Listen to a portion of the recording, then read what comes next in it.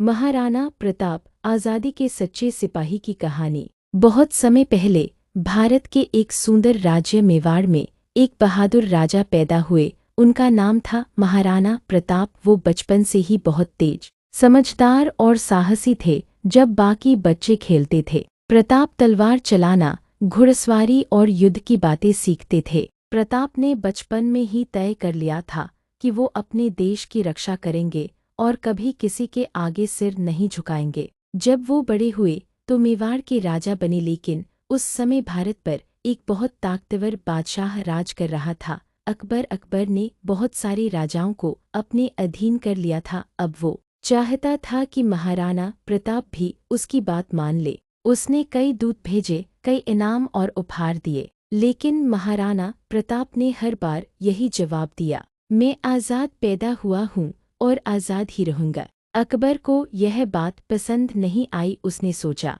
अब लड़ाई होगी, और फिर हुआ हल्दी घाटी का युद्ध। हल्दी घाटी की लड़ाई और चेतक की बहादुरी। महाराणा प्रताप की सेना छोटी थी, पर उनका हौसला बहुत बड़ा था।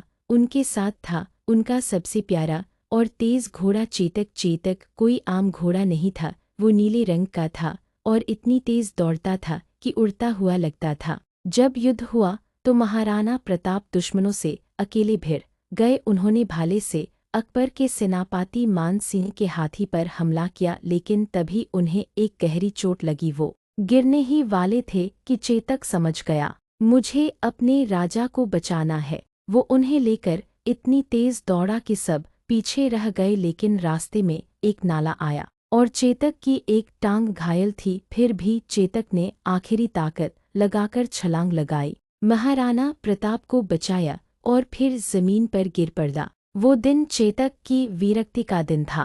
प्रताप ने उसे गले लगाकर कहा, चेतक तू घोड़ा नहीं, मेरा सबसे सच्चा दोस्त था। जंगलों की जिंदगी और भामाशाह की मदद। युद्ध के बाद प्रताप को पहाड़ों और जंगलों में रहना पड़ा। उनके पास ना खाना था, ना अच्छे कपड़े। उनके बच्चे सूखी रोटियां खाते थे। एक बार तो ऐसा भी हुआ कि उनकी बेटी ने घास की रोटी खाई थी। प्रताप के दिल में दर्द हुआ, लेकिन उन्होंने कभी हार नहीं मानी। तभी एक दिन एक महान इंसान आए, उनका नाम था भामाशाह। उन्होंने कहा, महाराज आप चिंता मत कीजिए, मैं अपना सारा धन आपको देता हूँ। आप फिर से सेना बनाइए और दुश्मनों से लड़िए। भामाशाह की मदद से महाराणा प्रताप ने फिर से लड़ाई की तैयारी की और धीरे धीरे उन्होंने अपना खोया हुआ मेवाड़ वापस लेना शुरू किया। आखिरी दिन और अमर यादें। महाराणा प्रताप ने कभी भी अकबर की बात नहीं मानी।